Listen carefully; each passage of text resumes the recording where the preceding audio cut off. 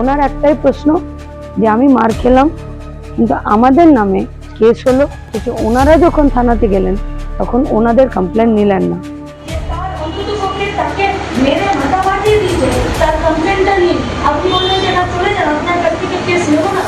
উত্তরপাড়া থানার দিনের পর দিন এইভাবে আইনকে রসাতলে পাঠিয়ে দিয়ে উত্তরপাড়া থানা হয়তো প্রভাবশালীদের থানা, জনগণের থানা নয়। 3 মাসের মধ্যে দুটি ধর্ষণের ঘটনা উত্তরপাড়া বিধানসভায় হলো। তার পরবর্তী সময় আবারও একজন মহিলাকে একেবারে প্রকাশ্যে মেরে মাথা ফাটিয়ে দেওয়া হলো, রক্তাক্ত করা হলো। মহিলা হাসপাতালে ভর্তি, আপনি দেখতে এসেছেন, কি বলবেন সব মিলিয়ে?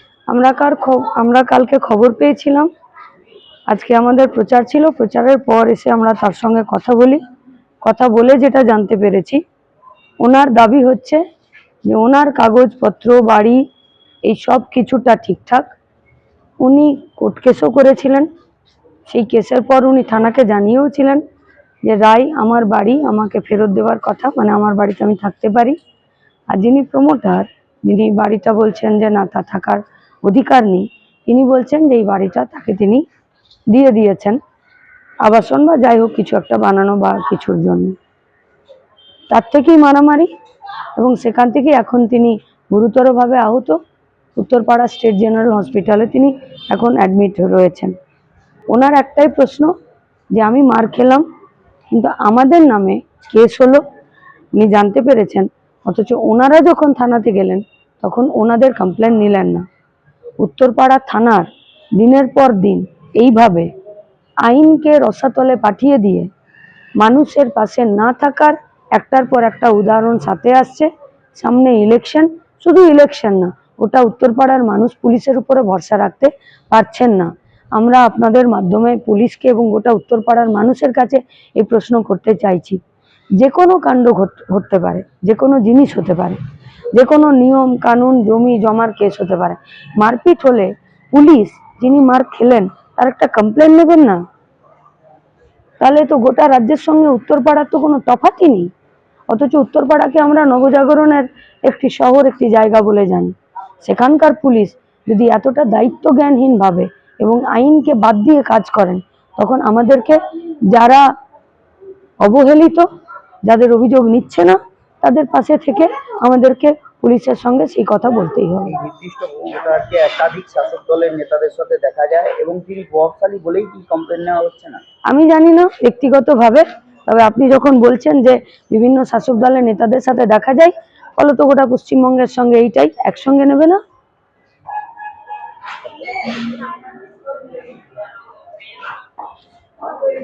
তাহলে আপনি যখন বলছেন যে শাসক দলের সঙ্গে যুক্ত এবং তারা প্রভাবশালী, তাহলে উত্তরপাড়া থানা হয়তো প্রভাবশালীদের থানা, জনগণের থানা নয়।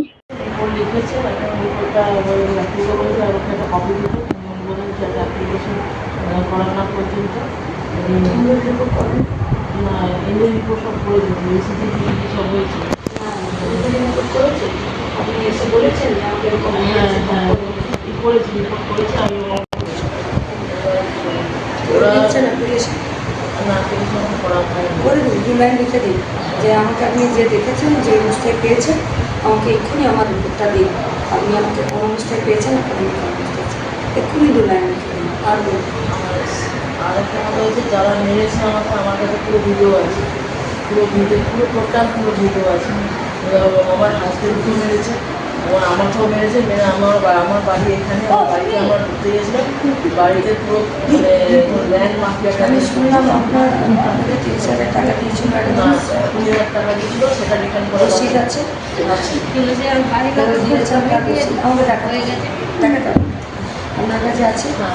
কোনো এগ্রিমেন্ট দিস না, এগ্রিমেন্ট কোনো নিয়ে ওরা শুধু জাল দলিল বানিয়েছে, জাল আমার সই জাল করেছে, এইসব করে মানে আমার বাড়িটাকে দখল করার চেষ্টা করছে। রেজিস্ট্রি হয়েছে তো? রেজিস্ট্রি হয়নি, রেজিস্ট্রি হয়নি। ওনার সাথে কোনো রকমভাবে রেজিস্ট্রি হয়নি, না আমি কোনো বর্ষা, না ওনার সাথে আমি কোনো, না আমার ওই কাগজকে দেখাচ্ছেন যে আপনি সই করে বেঁচে দিয়েছেন? না, তাহলে বাড়ি আমার নামে, আমি বাড়ির মালিক। আমি বর্তমানে আমার ওটা আমার কৃষি, আমার কৃষিমশাই বাড়ি, মেজমশাই মারা গেছে, তারপরে আমার পিসি মারা যায়, তারপরে পিসি আমার নামে সব কিছু করে দিত।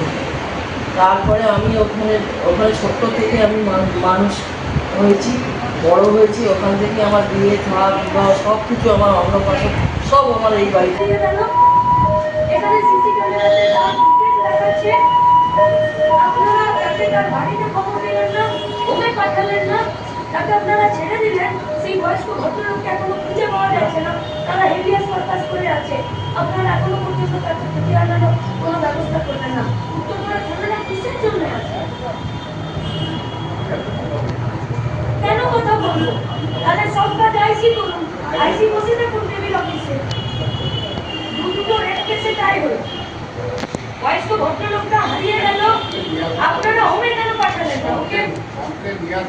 আমি ডাকি তাহলে ওকেও, আপনি হোমে কেন না পাঠিয়ে, আপনার সিসিটিভি ফুটেজ আছে, আপনি তাকে পাঠিয়ে দিলেন, আমি ওকেও ডাকি তাহলে এবারে হেভিয়াস পারপাস। যে তার অন্তত পক্ষে তাকে মেরে মাথা পাঠিয়ে দিয়েছে, তার কমপ্লেনটা নিন। আপনি বললেন যে না চলে যান, আপনার কাছ থেকে কেস নেব না। ভারতবর্ষের আইনে এগুলো নতুন নিয়ম হচ্ছে, আমরা কিছুই জানি না, কিছুই জানি না। মেডিকেলও তো হয়েছে, কিন্তু হসপিটালে ভর্তি, তাই কেন হয়েছে কালকে মারপিট হয়েছে, আজ দুপুর হয়ে গেল। এমনি তো আপনাদের কাছে শুরুটা একটা হবে, কারণ কিন্তু হসপিটালে ভর্তি আছে, তার মেডিকেল হয়েছে, তিনি অভিযোগ করেছেন মেয়ের মাথা ফাটানো হয়েছে। তাহলে যতক্ষণ না লিখিত কমপ্লেন করছে ততক্ষণ আপনাকেও স্টেপ দেবেন না।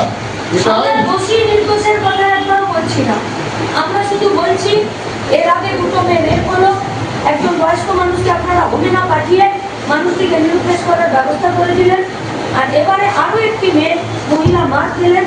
আপনাদের চারটে কেসেই একই রকমের ভূমিকা, যা উত্তরপাড়াকে আপনারা কোনো রকমের কোনো সুরক্ষা দিতে পারছেন না, কোনো গ্যারেন্টি দিতে পারছেন না।